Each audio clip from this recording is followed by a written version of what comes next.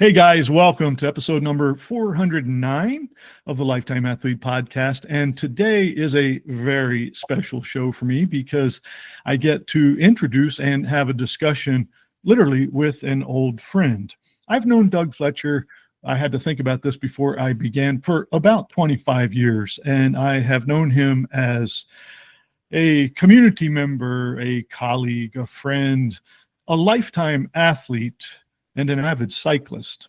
And Doug, in 2025, completed the Great Divide mountain bike route, and he's here to talk about that with me today. And he is just beginning his semester as a university professor among the many hats that he's worn. And so I'm really pleased that he was able to take the time to join us. So Doug, thanks for joining me.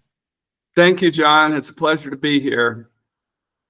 So our connection, again, it goes back over 2 decades, and I am aware, keenly aware, that you did some Ironmans. You rode across America, east to west, and then more recently, in your quest for lifelong adventure, decided that you were going to ride from the Mexican border at Antelope Wells, New Mexico, to the Canadian border at Rooseville here at Northwest Montana.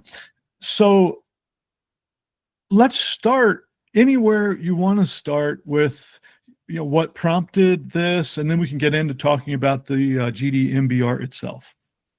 Sounds great. Well, you're right. We have known each other for some time, and I've been a lifetime athlete. I at no point in any of my athletic endeavors, starting from childhood to now, at no point have I ever been an exceptional athlete.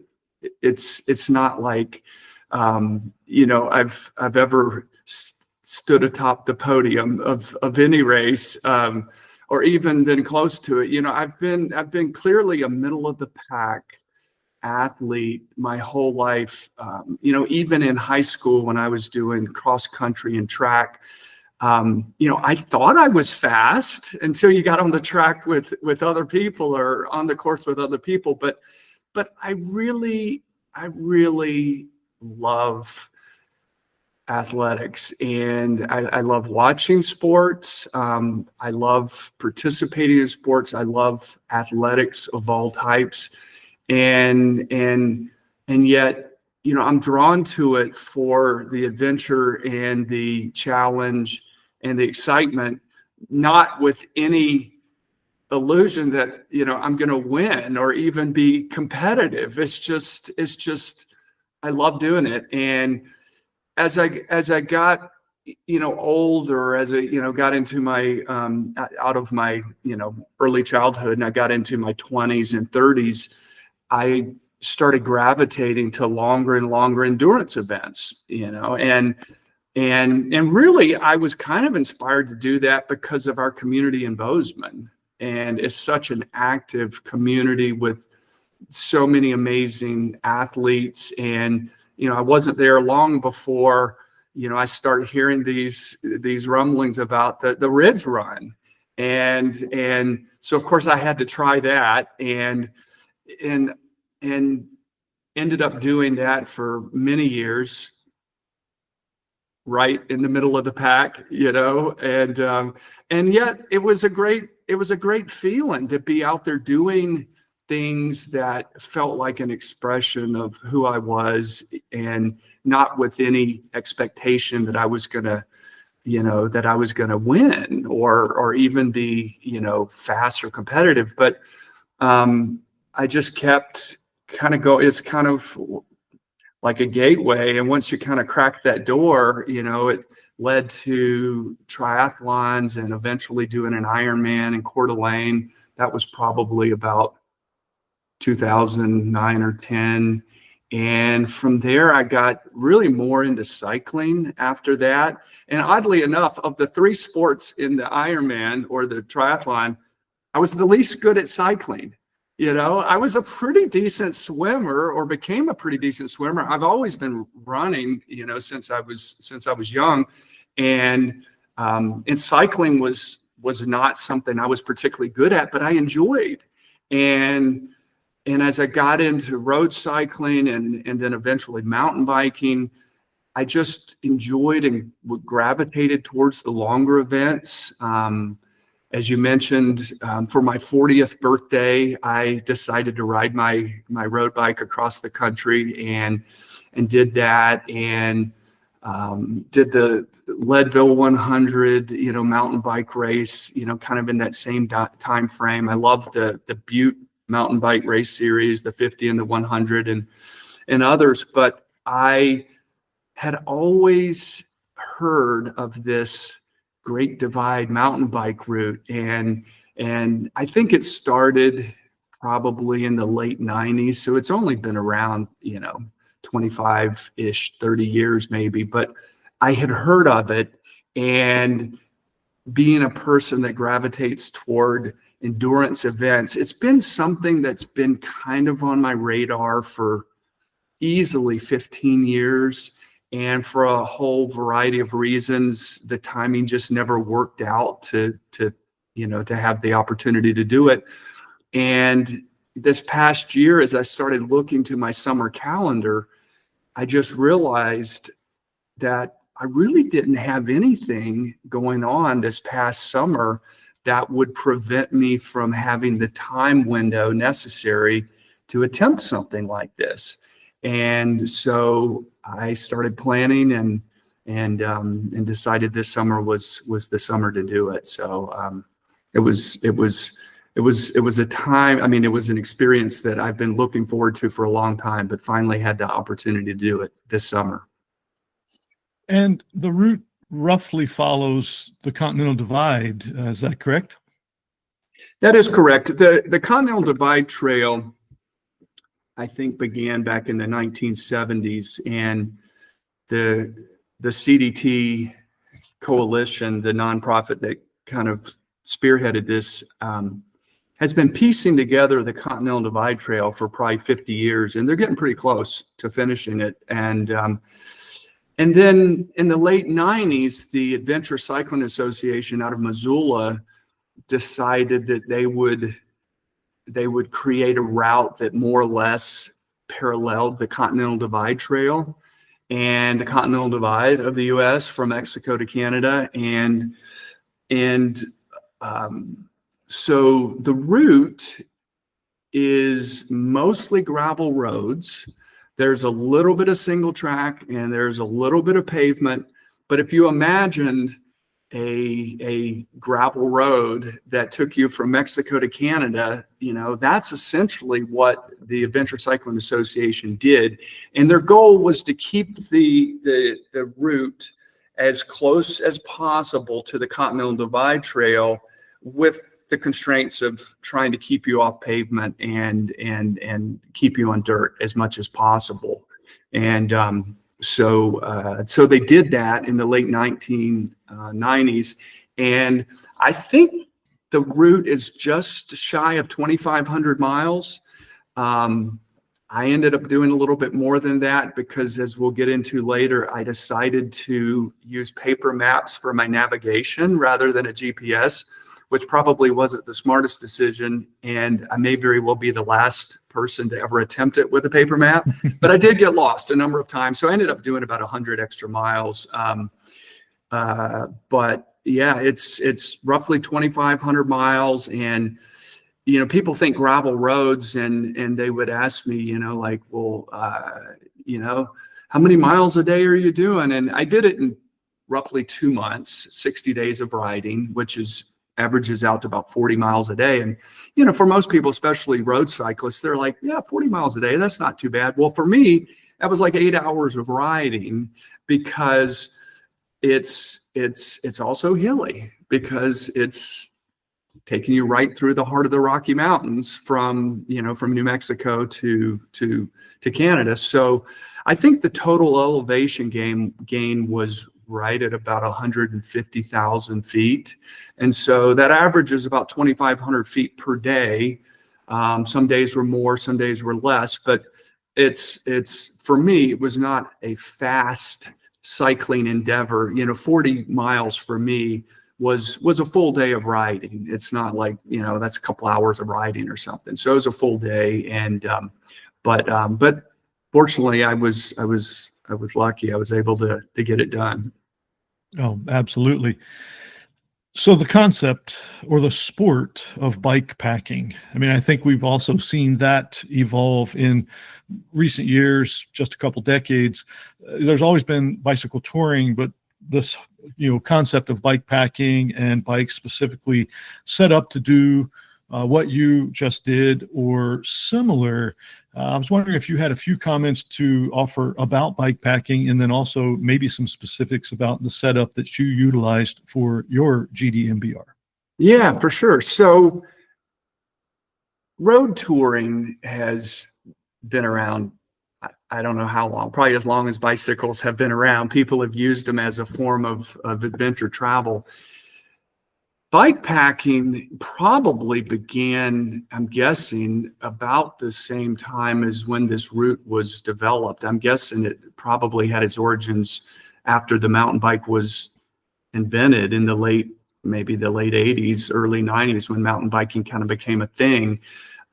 People decided, well, hey, road touring is fun. What about if we did essentially the same thing, but we did it on a mountain bike? And I think, I think the sport has really exploded in the last 10 years. I don't have any statistics. Most of this is just my own observations and anecdotes, but I think gravel riding has really kind of replaced road riding for the majority of cyclists.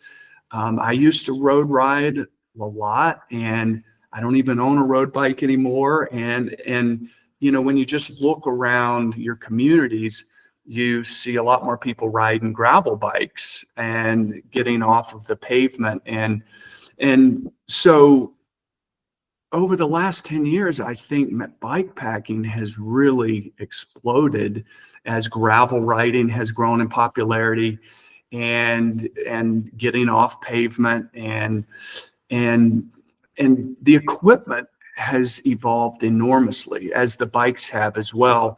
The first mountain bikes were, as you recall, the 26-inch tires, and now and at the time, most of the riders were strapping their sleeping bag to the handlebars, and maybe they had some panniers or a backpack. But bike packing is essentially backpacking, but on a bike, and it's the same gear. It's essentially the same gear with maybe a few extra tools that you might need to repair your bike, but it's essentially the same thing. You're using a bike to get out into nature and explore, and to camp, for people that enjoy backpacking. I think many people would love bike packing. And so the bikes have come a long way.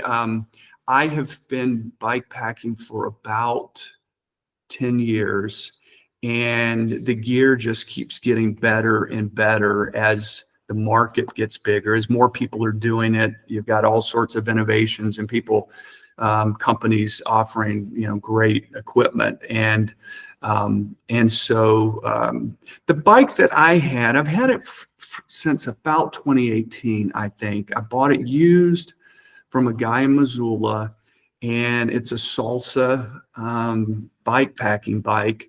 It's probably more, the geometry is a little bit more like a mountain bike than maybe a pure gravel bike. But it's a steel frame. There's nothing sexy or glamorous about the bike. Salsa, I'm a huge fan of their brand. They make really sturdy bikes. They're probably the market leader from what I saw on the route this summer for people doing the Great Divide route. Salsa seemed to have a majority, I would say, of the bikes on the route.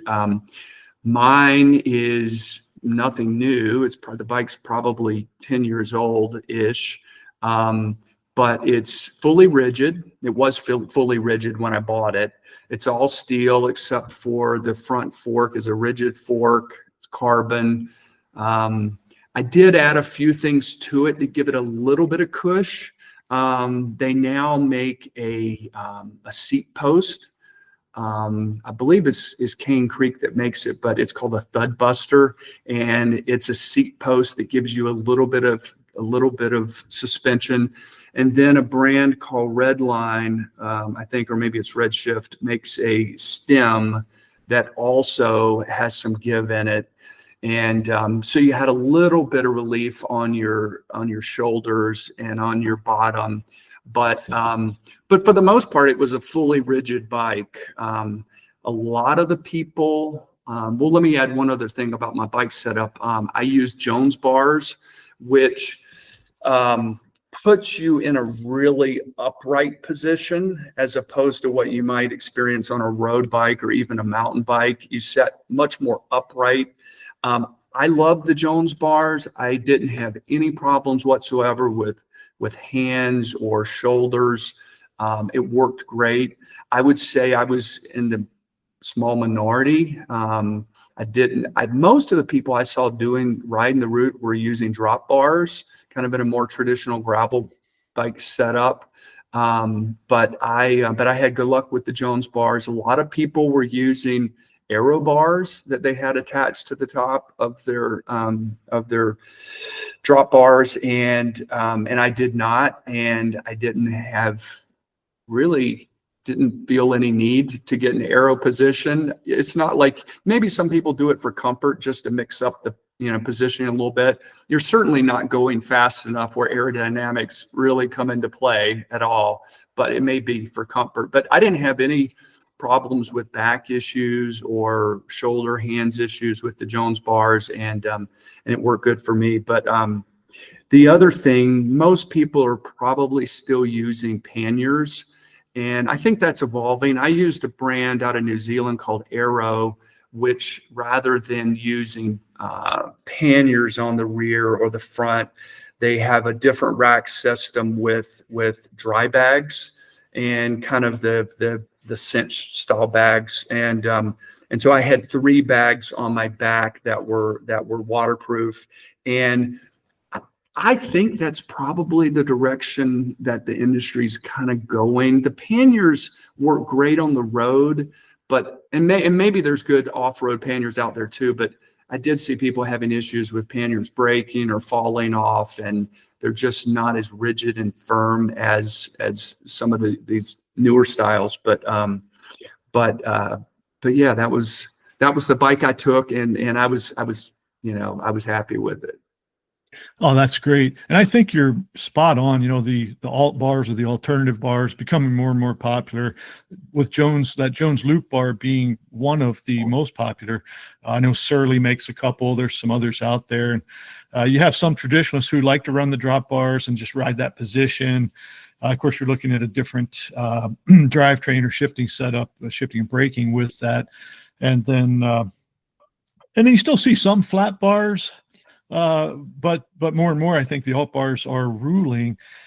And I agree with you. The aero bars, I mean, obviously loaded, the aerodynamics aren't really that profound, except for maybe some stretches when you're facing a headwind. Anything helps there. But I've heard from some folks say that it's more comfortable to just switch position up for hands, shoulders, back, neck, things like that.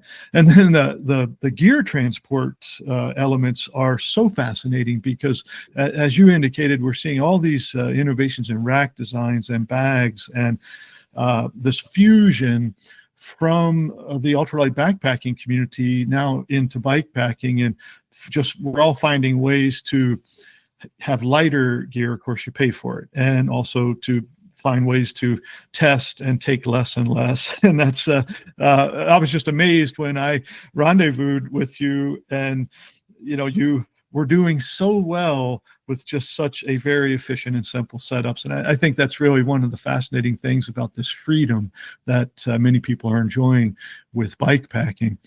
So Doug, your journey, your plan, you kind of talked about, okay, now was the time. Took about 60 days, I believe you said, and we kind of roughly know the route. What types of specific preparation did you do? And that could be anything from training or scheduling your life to be away or testing equipment before you used it. Anything there that you think is worth mentioning? Yeah, so I think I did, well, let me just say, I did very little preparation training wise for this event. I'm active and I mountain bike probably 3 days a week. I hike most every day. And for the last year or two, I've started taking a backpack with me on my daily hikes and carrying rocks, as kind of a cheap form of rucking. So I was active and in pretty good shape. I did not train specifically for this event, and I think if I were to train for it, if I were to do it again, I would probably do a lot of gravel riding. I went from riding, say, 6 hours a week on my mountain bike to riding 8 hours a day, 6 hours a week to 8 hours a day for 60 days. I mean, that's a pretty sharp, adjustment, but I didn't train for it. And I don't think most people do. The average person has a busy life and they're probably like the rest of us, they're getting out and riding, a little bit each week and hiking or trail running or whatever they're doing. If I were to do it again and I really was serious about my time, if I was trying to do it fast, you just have to do a lot of gravel riding because it's just a lot of time in the saddle. It's the terrain, while hilly on most of it, is rideable. And so just a lot of time in the saddle, climbing is what I probably should have done in retrospect. I really didn't feel like I got into really good shape until about halfway through the trip. I was about a month into it, kind of in central Colorado, before I really just noticed one day, like, wow, I've really gotten strong.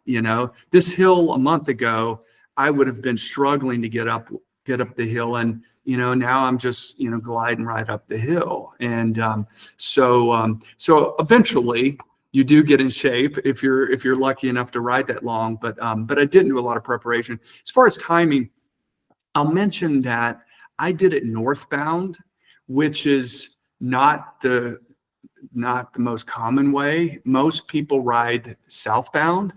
And I think, one, that was kind of the way the Adventure Cycling Association intended it. It's the way they kind of encouraged people to do it. And then the Tour of the Divide, the race that came afterwards, that starts in Banff, it goes southbound. But the way my schedule worked, John, I had basically from mid-May to the end of July. That was the window of time I had. And I thought it would take me about 8 weeks if I were successful. And so I really couldn't start when most people start up at Banff and go south. They typically start in mid-June, and that would have pushed me out, missing the beginning of the fall semester here at Western New Mexico University. So I just said, well, there's really no weather impediments to me starting down south in mid-May. And by the time I get up to Colorado and the higher elevation, it'll be into, mid-June. And I think I'll be should be out of the woods on snow. I think that was a little bit, I think I got lucky in that in a heavy snow year, I think I probably would have had more trouble in Colorado. I didn't appreciate that as much at the time, but, Southern Colorado did not have a heavy snow year last year. And so by the time I got to the higher elevations in Colorado, I did not have significant snow problems. I did have some snow on Indiana Pass, which is the highest point in in the route. It's just south, it's southern Colorado, and it's just shy of 12,000 feet. And I had to push my bike maybe 100 yards, through 3 feet of snow, but that was it. And I think I know the hikers, because they're hiking on the ridge lines more than the gravel roads. I know they had more trouble during that time frame that I was in southern Colorado, but I got lucky. So anyway, that was my time frame. As far as planning, I'm semi-retired. I teach during the school year, but I have my summers off. So I've got 3 months off in the summer, and it just, I just didn't have any big events coming up this past summer that I really, would have prevented me from doing this. I did miss my nephew's wedding, and I was sad about that. He and his fiancee got engaged in February, this past February, with the wedding in July. And by that point, the wheels were in motion for me to do this route this summer. So I was disappointed I missed that family wedding. But really, this was the best summer I've had in a long time, where I just really didn't have a lot on my plate. And that 2-month window in there that I thought it would take me to complete the route, it just kind of fit in there nicely. So that's why I went northbound, and I was happy with the northbound. I think most experts on this route tell you that it's a little bit easier going south. Not that this route is ever easy, but I think northbound you contend with some things that maybe is a little bit more in your favor going southbound. A couple of examples are the Great Divide in Wyoming, the Great Basin in Wyoming is notoriously windy. And it's a few days of riding through southwest Wyoming. And for northbound riders, the wind was in our face for many days, and not just a gentle breeze. I'm talking like 30-mile-an-hour headwinds for days. The southbound riders had a tailwind, and it was in that Great Basin that I passed the racers racing the Tour of the Divide. I saw them coming. We passed each other right there in the Great Basin, and they were like, "Oh man, I pity you," going into this headwind when they had a 30-mile-an-hour tailwind.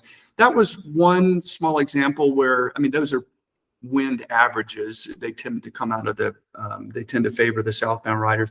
The way the route elevation works is, if you're going southbound, you start at the lowest point on the route, which is at the Canada border. It's around, I think, 2,500, 3,000 feet. And you don't get to the tallest point on the route, 12,000 feet in southern Colorado. So you have all the way from the Canada border to southern Colorado to kind of build up your strength, to get to those higher elevations and really build some aerobic capacity. And when you're going northbound, you get to that high point in a shorter time span. It's a few weeks. And so you could argue that, well, you got to that high point a little bit more gradually going south, but we all have to climb the same mountains and come down the same mountains. So at the end of the day, I really can't say if it's easier going southbound. I haven't done it southbound. I think everybody's doing their best just to ride as much as they can every day, and it's challenging for all of us. I think I want to compliment you, Doug, and frame some things up for the listeners. First of all, regarding the athletic nature of this event and some of your journey, you're being very humble and modest. That's the kind of guy you are, but you possess a curiosity and a desire to learn and enthusiastic, positive attitude, which it comes through right now, but I've known that about you for a very long time. But I think that's one of the things that benefited you in doing this, because there are a lot of people who do not complete the tour. They abandon because it's hard. And my hat's off to you. It's figuratively anyway. And another quick question, kind of bouncing back to gear. I was thinking about this as you were talking, hills and headwinds.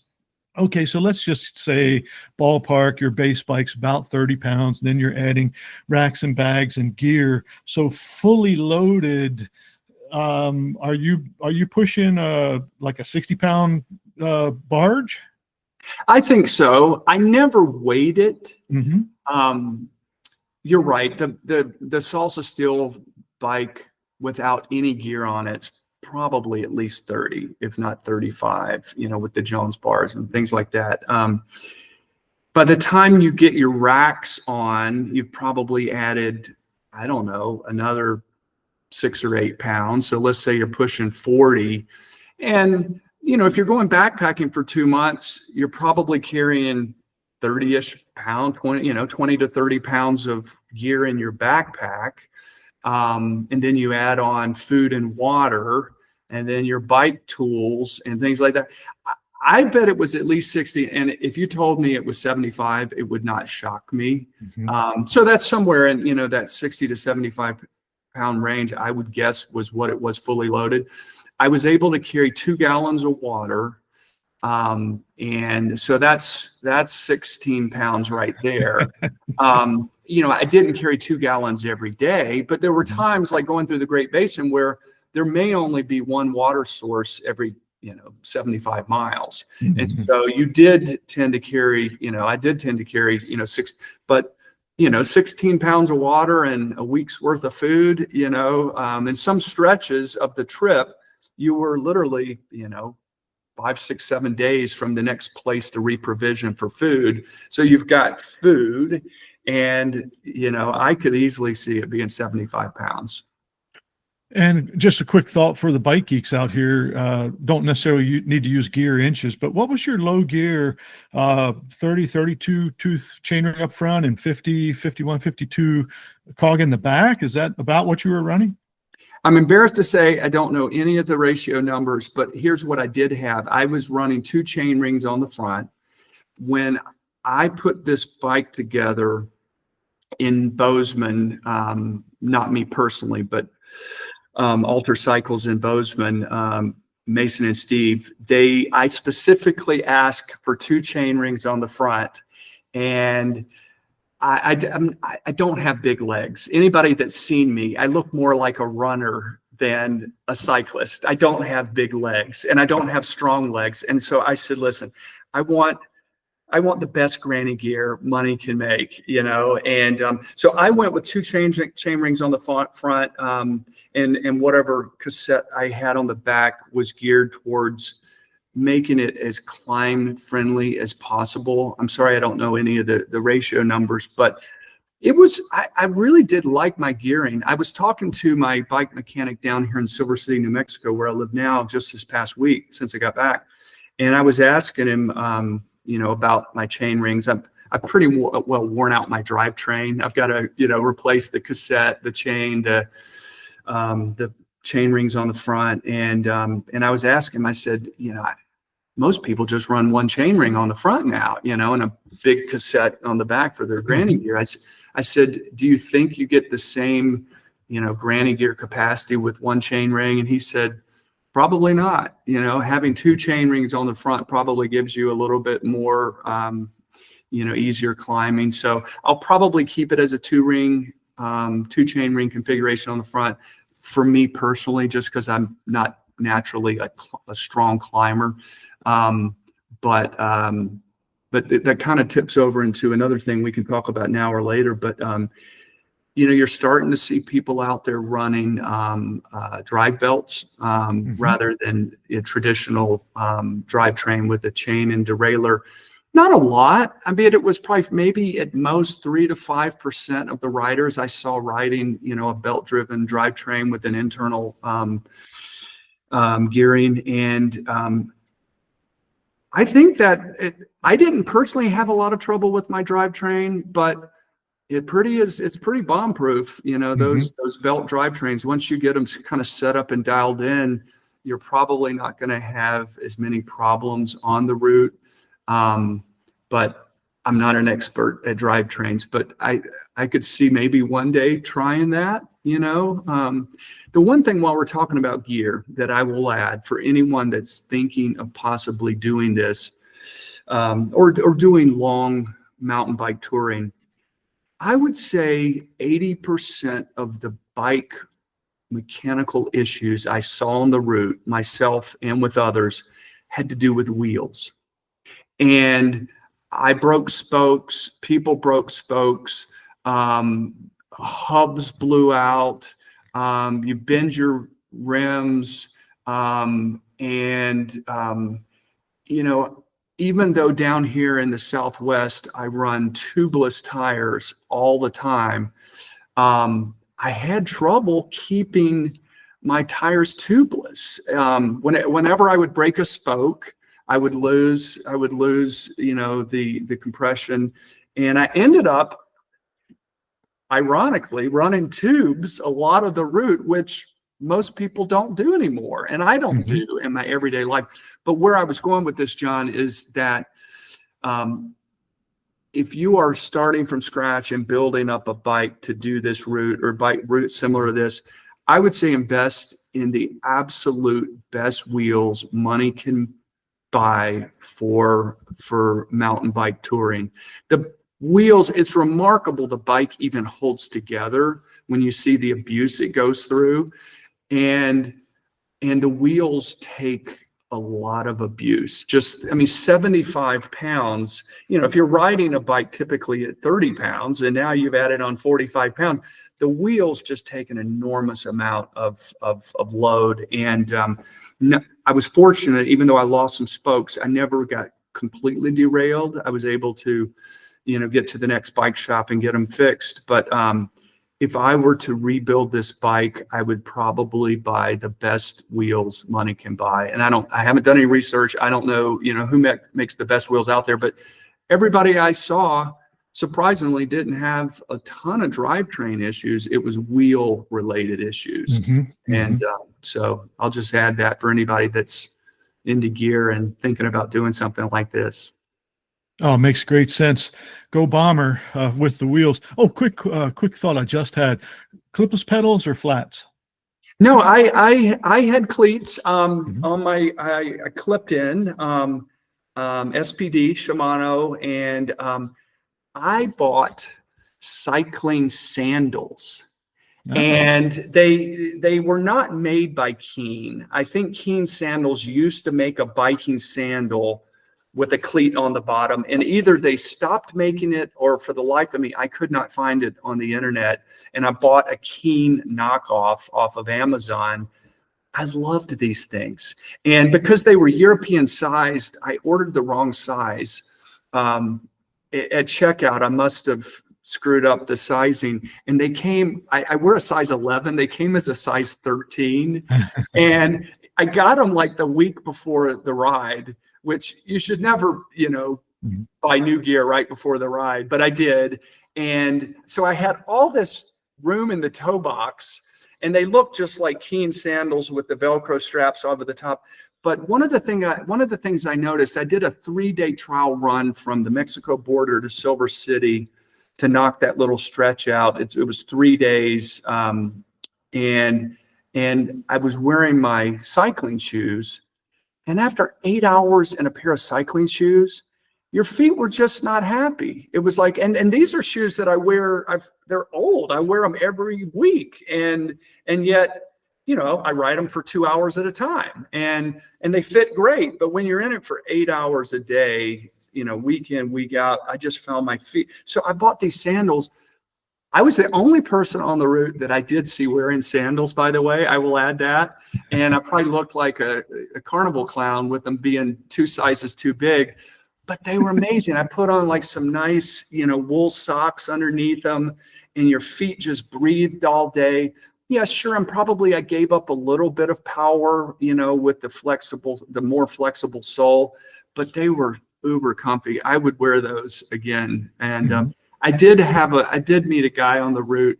He was an amazing kid from San Francisco. He's a school teacher, and he was riding a 26-inch, like 1980s or 90s Trek mountain bike with Crocs. And he brought one pair of shoes, a pair of Crocs. And by the way, he made the entire route. He just finished a few weeks ago. So you see, most people are wearing bike shoes, but I wore sandals with the clip ends. And but people obviously were wearing Crocs too, so it can be done. Yeah. Well, great tip about those sandals. I'm glad you mentioned that because I didn't actually pay attention when we were visiting. And the guy doing it with the Crocs, he probably was riding a single speed as well. He was a glutton for punishment. In fact, the way we met, it was funny. I was camping just north of Island Park. So in Idaho, right on the Montana border, I preferred camping. Like, you do go through little towns from time to time. And, there's places you could stay in Island Park if you were inclined to get a motel room or a cabin or something. But I just preferred camping, the camping experience. So I was camping just north of Island Park. And like many days, I really didn't have a destination in mind. I kind of had a rough time frame. Like, I'm looking at the weather, and assessing my physical condition. But I'd say, like, hey, I'm going to ride till 6 today, or I'm going to be done at 5 or 7 or whatever. And I try to find a good camp spot. And like many people, I love camping on water whenever possible because, one, you can purify water and you have water at your camp. And just from an aesthetic standpoint, it's nice to be camping on a lake or stream. Anyway, there was this beautiful little creek just north of Island Park in the National Forest, not too far from Henry's Lake. And I had set up my tent, and it was a beautiful spot. There was a nice little footbridge that the Forest Service had put there, and it was just an idyllic spot. And all of a sudden, I hear this commotion and this crash, and I'm like, "What in the heck is going on?" And I look up, and this young guy that I was telling you about that was riding with the Crocs, he was coming down the trail and saw me camping, beside the stream, and he was thinking to himself, "Oh, this looks like a nice place to camp." Well, while he's looking at me, he runs into like a foot-deep pothole and goes over the handlebars. And so that was our introduction to one another. But he was not hurt, and he ended up camping, there with me on the stream. But anyway, that was how I met that young guy. Wow, that's a great story. I've got a few more things that I'd like to ask you about, and I want to be sensitive, of course, with your time. But one of the things that occurred to me was maybe just asking you about the food availability, food quality, nutrition. How did that all work? The food is horrible. It really is horrible. It's amazing our bodies put up with the crap that we put in it, for at least the crap that I put in my body for 2 months. You would not wish this diet on any living human on the planet. It was just horrible. So I left town, Silver City. I'd gone to the camping store, and I'd loaded up with all these, high-end gourmet backpacking meals. And they really are. I love them. They're really good. Just the kind you boil water and leave it sitting for 10 minutes or so. But the reality is those ran out in about 4 or 5 days. And the route is taking you through small town America, where you're lucky to have a convenience store. And so all of your 95% of your provisioning for the entire ride for 2 months is at convenience stores. That's what is available to you. Sure, there's a few grocery stores, like you go through Butte and you go through Helena, you go through Whitefish in Montana, for example. But through a lot of the route, you're going through places that you might be, going through a town of 200 people with a gas station, if you're lucky. So to answer your question, I learned a lot from the hikers on the CDT. Our routes collided at points, and so I would learn things from people along the way. I ate a lot of ramen, and so you can get ramen at just about any store in the U.S. And so ramen is common, is readily available. But what I learned from the CDT hikers is Oh no, that's just your base layer, the ramen. You add in powdered mashed potatoes. And powdered mashed potatoes are more widely available than you would think. You would find a lot of these little convenience stores, because they know the hikers and bikers are coming through. They kind of set up maybe a little bit, for them. But I would do ramen noodles for dinner. I would throw in a huge bundle of mashed potatoes. And so, I mean, it was enormously filling because it's just a big gloop of carbohydrates, starch. But then you got to figure out, well, what am I going to do for protein? Okay, well, that's where your convenience store is your friend. See, you can get Slim Jims at any convenience store. So you chop up a Slim Jim into nice little bite-sized pieces. You dump that in. You throw in a pack of nuts. So now you've got some protein. There was very little fresh fruit or vegetables or real meat along the trip. Mm-hmm. I would throw in packs of tuna fish if I could find it, or a pack of, pre-cooked chicken, to add in.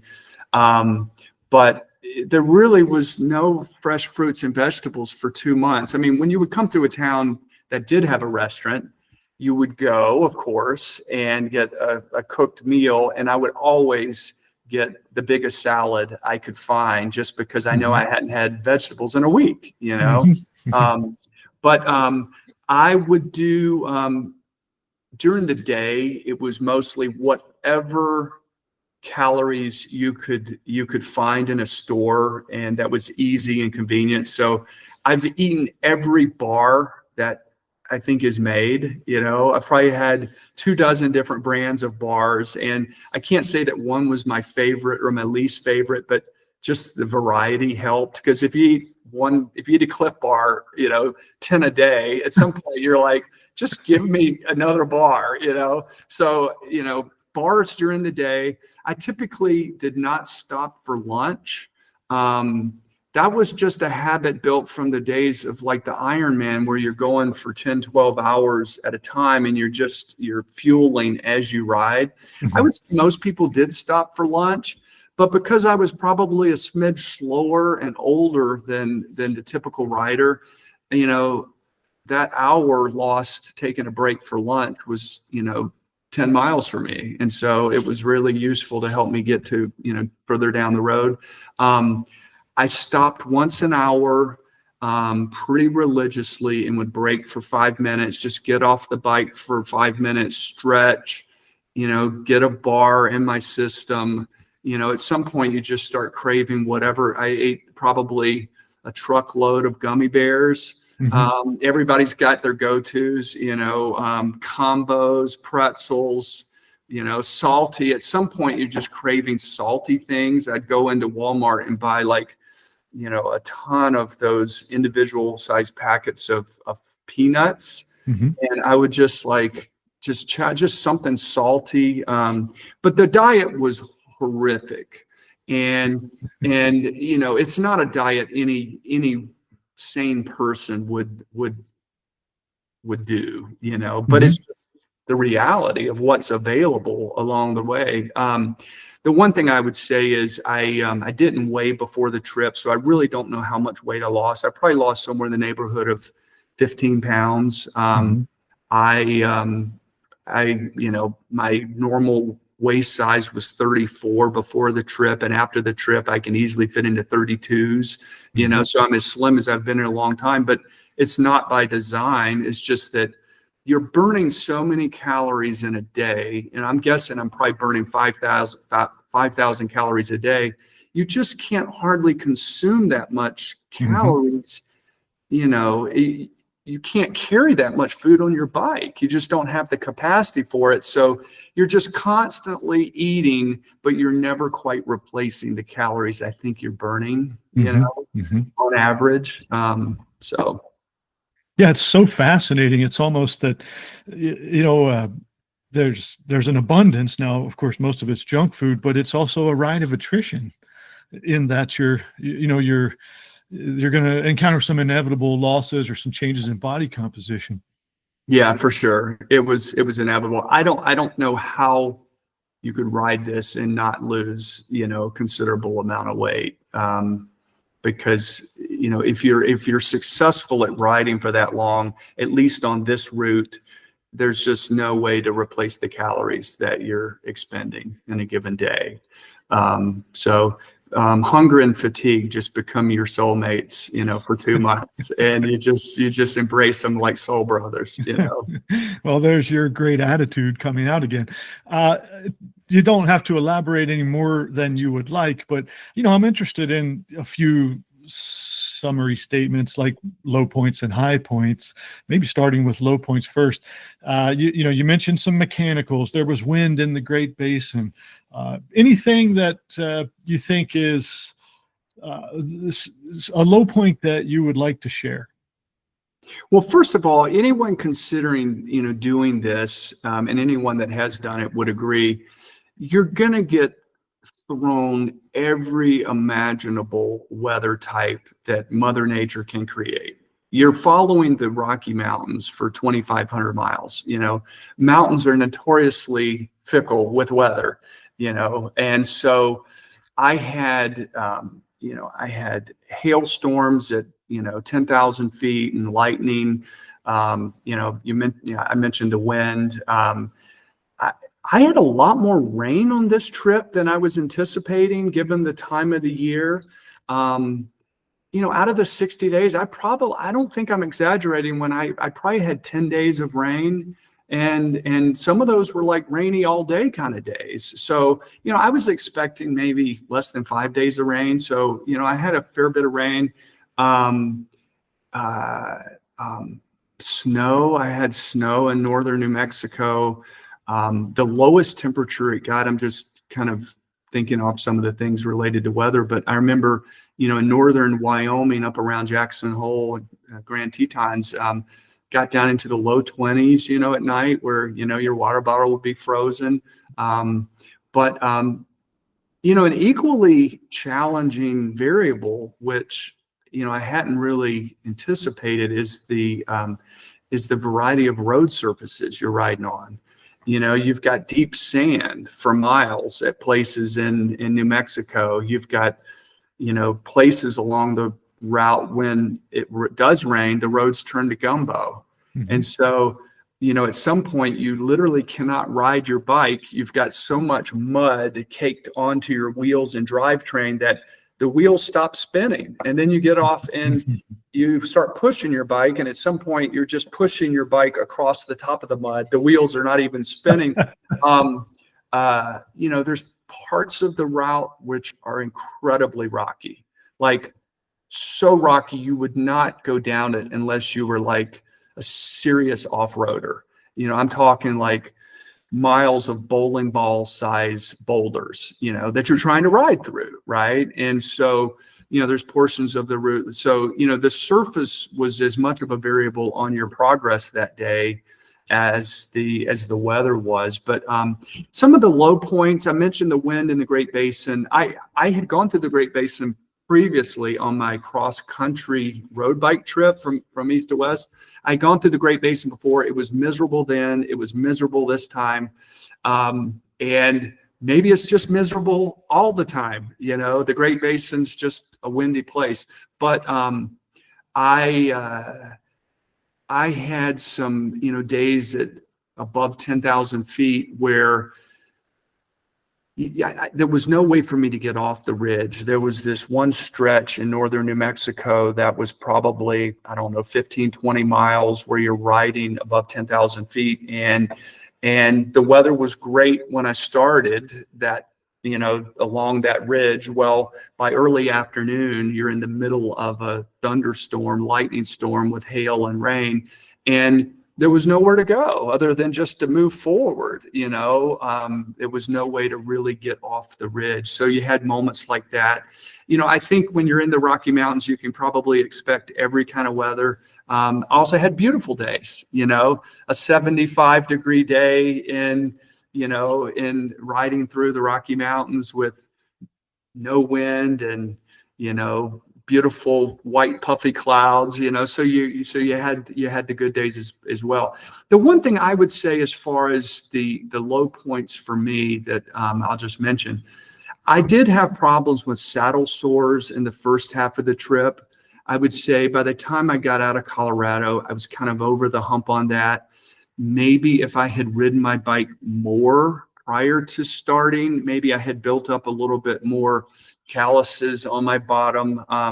I don't know if I'm prone to this more than the average person. I met people on the way that were miserable just like me, and I met people that had no problems. I was riding a standard synthetic Trek saddle. It's just one I bought, Bontrager, that I got from REI that I liked. It was a commuter saddle. It wasn't anything special. I don't think it was the saddle. A lot of people ride Brooks saddles. Maybe if I'd had a different saddle that was well broken in, maybe I wouldn't have had saddle sores. But the saddle sores were probably the most misery I experienced, because once they kind of begin, it's kind of hard. It's kind of hard to let them heal up because you're riding every day. So you just try to take really good care of them. And fortunately, they did not get off the charts bad, but just uncomfortably bad. And it wasn't every day. But I would say that was probably the most discomfort I had. I didn't have, and after probably Colorado, the last half of the trip, I really didn't have any problems with that anymore. Knock on wood, my body held up amazingly well for a guy my age. I didn't have any knee problems. I didn't have any lower back issues. I didn't have any hand, arm, shoulders issues. I mean, all of these are common things that many cyclists deal with and contend with. I was really fortunate. I didn't have it. My body held up remarkably well. And I was not pushing myself like a lot of people, maybe my younger self, they were trying to do 80 miles a day, when I said from the beginning, I'm like, I'm going to do 40 miles a day. I probably couldn't ride 80 miles a day. A lot of these riders are incredibly fit and a lot younger than I am. And I met some amazing riders that were older than me, that were much stronger than I was as well. But I knew, I've been doing this long enough, John. I knew how hard I could push my body. I could push it into the discomfort zone, but I knew I couldn't really, I knew better than to really overdo it, because it's not a one-day event. It's a 2-month event for me. And, I tried to keep it within my limits, within my abilities. And maybe that played into the fact that I didn't have, any serious health issues. But what would you say was one of the most significant high points? I never will forget this one day, John. It was June 23rd, and it was in northern Wyoming. I had just come out of the Great Basin. So part of the elation was coming out of the Great Basin and leaving the wind behind. It was north of Pinedale, but before Jackson Hole. And it was just this spectacular day where everything was working. The weather was fantastic. The scenery was fantastic. There's a pass there I think it's called Union Pass, where 3 mountain ranges come together. And I was going, up and over that pass that day, but the weather was spectacular. My body was feeling good, everything. And I just remembered I was into the route then about 5 weeks. And I just remember thinking to myself, I'm not going to forget June 23rd. It was like just, bliss. So of course, with any physical adventure, you're going to have low points and you're going to have high points that our everyday lives just can't compare to that, right? It's like when you cycle all day and get to the top of the mountain and you've got these amazing views of the Rocky Mountains, the snow-capped peaks, and you're camped by a stream and you're the only one there and you haven't seen anyone all day. It's kind of an amazing experience. And so you had many highlights. I would say one of the highlights for me was camping. I love sleeping in a tent. And I know that a lot of people can relate to that from your show. And then other people that are not into, camping just would be like, oh no, I would just like sleeping in a tent would be the last thing I would want to do.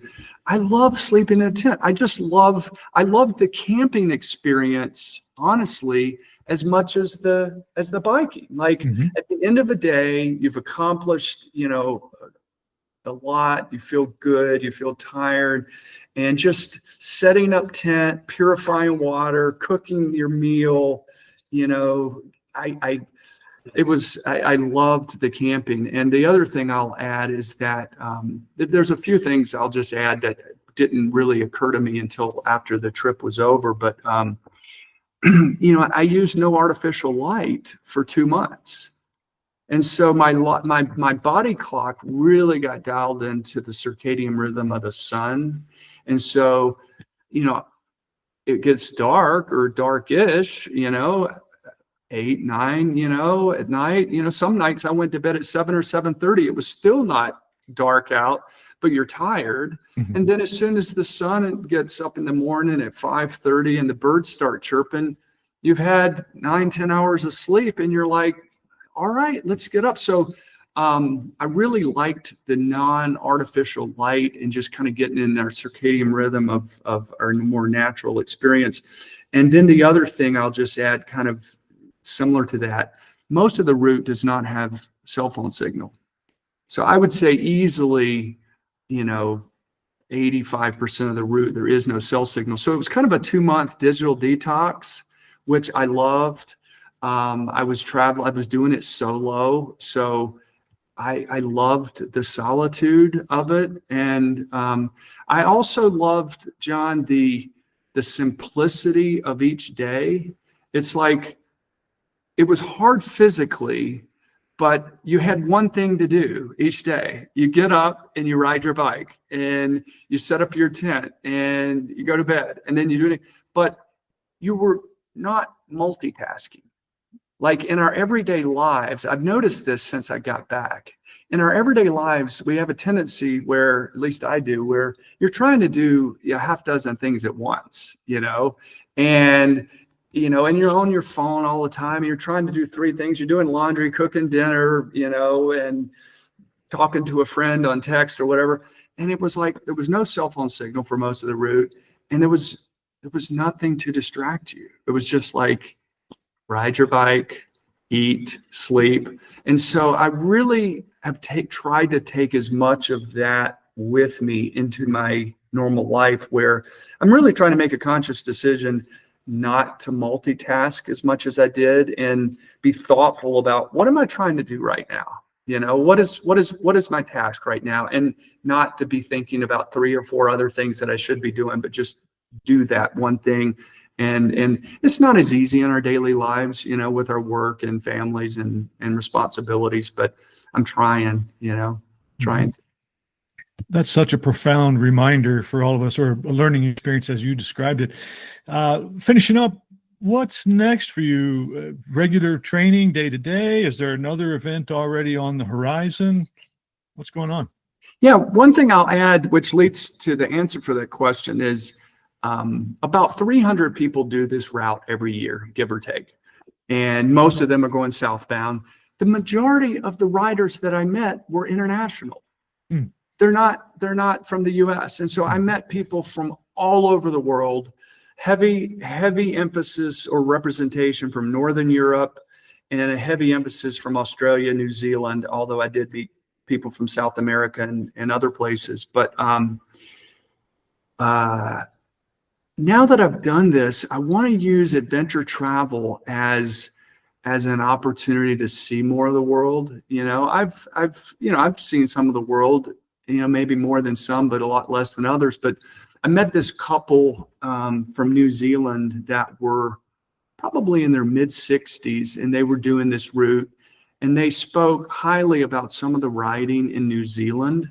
And I have been to New Zealand. I worked there when I was younger in my 20s, but I'd like to go back and see New Zealand through bike packing. I met a lot of people from England, Scotland, and apparently there's some really good riding to be had in Europe as well. I met this one guy that had ridden top to bottom and bottom to top across Africa. Wow. And, you know, I don't know if I'll do, you know, many of these things, but I would love to, you know, possibly connect bike packing or backpacking with seeing the world. And rather than going there as a traditional tourist and sitting on the beach, sipping on a cold one, maybe go and see these countries through adventure cycling or backpacking, something like that. Oh, that sounds fantastic. And in terms of day-to-day training, are you back to taking a few bike rides and hikes and maybe a little pickleball? I was having this conversation yesterday with our friend Dan Martin. We went mountain biking. We have a Sunday mountain bike group that goes, there's about 6 of us, and we go every Sunday. I was telling him I have felt after this the way that he and I felt after doing our Ironman together, many years ago. I remember after doing that Ironman, I had no ambition to do any exercise for like a month. Like I literally, all I wanted to do was eat and rest. And I've kind of been in that mode, honestly, since I got back. I'm not a highly regimented exerciser. I just do things every day that I want to do, but I'm typically not on any program. But since I've gotten back, I've just listened to my body. I've been back 3 weeks now. I've been off the route 4 weeks. I'm just now getting back to the point where I feel like my body wants to do more. I've been sleeping a lot. I've been eating a lot. I've been resting a lot, but I'm getting back into it. I'm blessed where I live, or fortunate. I've got a lot of trail right here in my backyard. The Gila Wilderness area is just right north of Silver City. So I've gotten back into hiking. I try to hike every day. I do that as much for my mind as my body, but I've noticed over the last week, I've started throwing rocks in my rucksack, which I didn't do for several weeks. So I'm starting to get my energy back a little bit. I'm thinking about getting a gravel bike. I don't own a gravel bike currently, but I'm thinking about maybe, I enjoyed this trip, which was largely a gravel biking trip. And I'd like to maybe start doing a little bit more of that. And just try to get my body, rested and healed up. One of the things, and as a physical therapist, I know you're gonna think, well, duh, I could have seen that coming, but I was not anticipating this. I felt so great on my trip, and I'll end with this. I felt so great on my trip. I didn't have any physical issues or injuries, that when I got back, I just thought I would feel great too. But what happened is, because for 60 days, I was in a hunched over position, a cycling position, even though my bike was more upright than maybe normal, I had to kind of learn to re-walk again. I know that sounds crazy, but in the cycling position, I never fully extend my hamstrings. And your hip flexors are kind of always in a 45-degree angle, kind of position, and you're kind of hunched over. It's kind of like the ape coming off the savannah. I had to kind of like learn to stand upright, and my hip flexors were just like not having it. They were like, wait a second, you should be on a bike pedaling all day. But learning to walk and getting some of my normal functional movement back, I didn't see that coming, but that was part of me just taking it easy for the last few weeks. It's kind of taken me a few weeks just to get my normal body mobility back, which, I guess after, hindsight, it's like, well, of course, you've been in this one position 8 hours a day for 60 days. Your body's going to need to reacclimate to its normal mobility. But that's kind of one of the things I've been working on, and it's getting better. So. Oh, yeah, that's fantastic. Great point for all of us to keep in mind. I think the body can do so many things that we ask of it, but then also there are recovery times and restoration needs that you're experiencing. Well, I've got to say that I knew this was going to be a great conversation, Doug, but it was even more amazing than I thought. And I appreciate the listeners for being here. I'm sure you guys got a ton of information and entertainment out of this, but especially Doug, I just want to thank you so much for coming on today. Well, thank you for inviting me, and I love your show, and we'll talk to you again real soon.